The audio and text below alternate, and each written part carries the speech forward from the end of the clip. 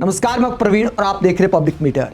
दोस्तों, क्या पश्चिम बंगाल की मुख्यमंत्री ममता बनर्जी गिरफ्तार होंगी या ममता बनर्जी की पश्चिम बंगाल पुलिस ईडी के अधिकारियों को गिरफ्तार कर सकती है? कानून क्या कहता है? सुप्रीम कोर्ट की सुनवाई में आखिरकार क्या निकलकर सामने आया है?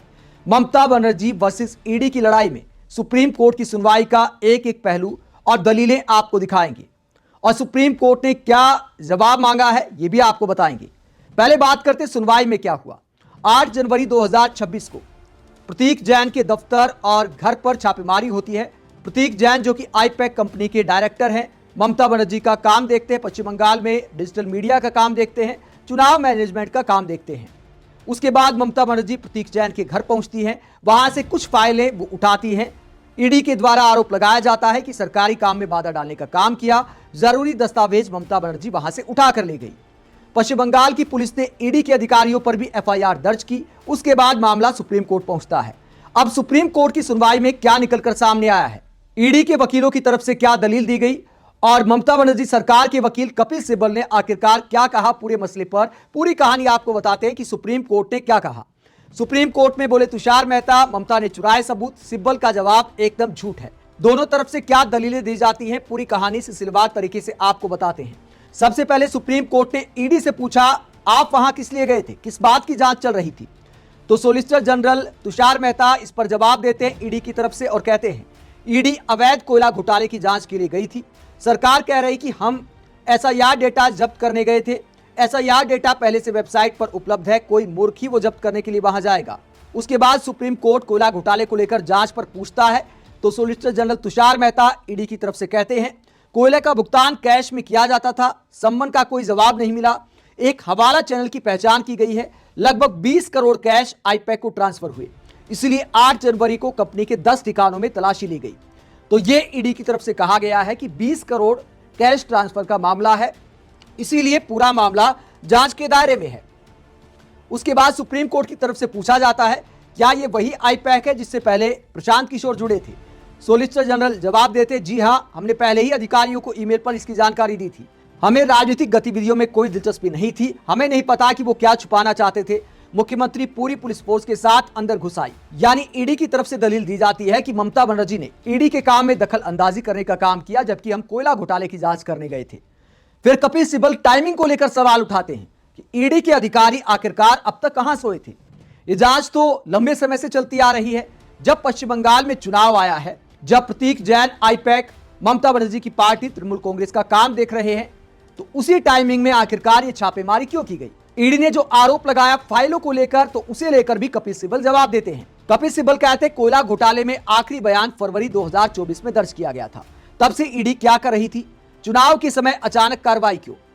पश्चिम बंगाल में चुनाव का जिम्मा आईपैक के पास है।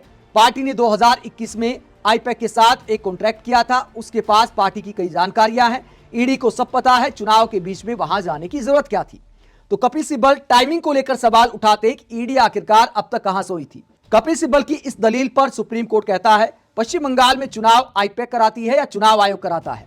हालांकि कपिल सिब्बल के कहने का मतलब था कि ममता बनर्जी का चुनाव आईपैक देख रही है, तृणमूल कांग्रेस का। लेकिन कटाक्ष किया जाता है सुप्रीम कोर्ट की तरफ से, यह पूछा जाता है कि पश्चिम बंगाल में चुनाव आईपैक कराती है या चुनाव आयोग। कपिल सिब्बल कहते हैं आईपैक के पास कई तरह के आंकड़े रखे जाते हैं। जब ईडी वहां गई तो उन्हें पता था कि पार्टी से संबंधित कई डेटा वहां मौजूद होंगे। सुप्रीम कोर्ट फिर मजाकिया लहजे में कहता है, सॉलिसिटर जनरल कहते हैं कि अगर चुनाव के दौरान मनी लॉन्ड्रिंग होती है तो इसमें ईडी की क्या गलती है? तो ये थोड़ा सा मजाकिया संवाद होता है सुप्रीम कोर्ट में। इसके बाद कपिल सिब्बल ये बताते हैं कि ममता बनर्जी आखिरकार वहां गई क्यों थी और जो फाइलों का आरोप लगाया जा रहा है कि हरी फाइल ममता बनर्जी उठा कर ले गई, सबूत चुरा कर ले गई, तो इसे लेकर कपिल सिब्बल जवाब देते हैं कि ममता ने आखिरकार ऐसा क्यों किया था। कपिल सिब्बल ने ईडी के आरोपों पर कहा कि ईडी ने सुप्रीम कोर्ट में कहा कि रेड के दौरान मुख्यमंत्री ममता बनर्जी वहां पहुंची और इलेक्ट्रॉनिक उपकरण और दस्तावेज अपने साथ ले गई। ममता के साथ बंगाल डीजीपी भी पुलिस टीम के साथ वहां पहुंचे थे। पुलिस ने ईडी अफसरों के मोबाइल छीन लिए, सीएम मीडिया के सामने भी गई। इस तरह ईडी का मनोबल गिरता है, उनके काम में बाधा आती है। बंगाल सरकार का पक्ष रखते हुए सीनियर एडवोकेट कपिल सिब्बल ने कहा आईपैक डायरेक्टर प्रतीक जैन के लैपटॉप में चुनाव से जुड़ी सारी जानकारी थी। ईडी उसे जब्त करना चाहती थी। ममता सिर्फ उनका आईफोन लेकर गई थी। सीएम ने रेड में कोई दखल नहीं डाली थी। तो कपिल सिब्बल ने तर्क दिया कि तृणमूल कांग्रेस से जुड़े दस्तावेज थे जो ममता बनर्जी वहां से लेकर गई थी। सवाल यह भी उठता है कि ममता बनर्जी मान लीजिए वहां पहुंचती हैं, ईडी के अधिकारी पहले से वहां मौजूद हैं, मतलब उन्हें कोयला घोटाले के सबूत नहीं मिले और ममता जाती हैं, मानो ममता के सामने ही रखे हैं सबूत, उठाई फाइल और अपने साथ ले गई। मतलब इस तरह के लॉजिक सुनकर थोड़ी हंसी भी आती है जो सबूत चोरी करने का आरोप लगाते हैं। ममता बनर्जी का साफ कहना है कि पार्टी से जुड़े दस्तावेज थे, पार्टी की जानकारी थी, उसे ही वो साथ लेकर गई थी और वो भी सारी जानकारी नहीं ले पाई, ऐसा आरोप लगाया था ममता बनर्जी ने कि ईडी के अधिकारी अमित शाह के कहने पर जानकारी साथ ले गए हैं। इस पूरे मामले पर सुप्रीम कोर्ट ने क्या कहा है? सुप्रीम कोर्ट का कपिल सिब्बल को कहना है कि आपका दावा गलत है, अगर ईडी का इरादा कुछ जब्त करने का होता तो वो जब्त कर लेते, लेकिन कुछ भी जब्त नहीं किया गया, हमें जांच करनी होगी, सरकार हमें नोटिस जारी करने से नहीं रोक सकती। सारी दलील सुनने के बाद आखिरकार सुप्रीम कोर्ट ने क्या आदेश दिया है? फिलहाल सुप्रीम कोर्ट ने ईडी अफसरों पर जो एफआईआर दर्ज होने की खबर सामने आई थी पश्चिम बंगाल पुलिस के द्वारा, उस पर रोक लगा दी है। ममता बनर्जी सरकार को फिलहाल नोटिस दिया गया है और कहा गया है कि एजेंसी के काम में रुकावट ना डालें। 2 हफ्ते में ममता बनर्जी सरकार से जवाब मांगा है, उसके बाद अब आगे सुनवाई होगी। यानी सुप्रीम कोर्ट की सुनवाई में कुल मिलाकर फिलहाल तो ममता बनर्जी सरकार को झटका लगता दिखाई दे रहा है। सुप्रीम कोर्ट का कहना है कि पुराना मामला है, कोयला घोटाले से जुड़ा मामला है, तो ईडी को जांच करने का अधिकार है, मुख्यमंत्री उसमें दखल नहीं डाल सकती। वहीं ममता बनर्जी का कहना है कि मैं तो पार्टी से जुड़े दस्तावेज लेकर गई थी और टाइमिंग को लेकर सवाल उठाए हैं कपिल सिब्बल ने। आप इस पूरे मसले को लेकर क्या सोचते हैं? कमेंट बॉक्स में अपनी राय जरूर दें, साथ ही चैनल को सब्सक्राइब भी करें। नमस्कार।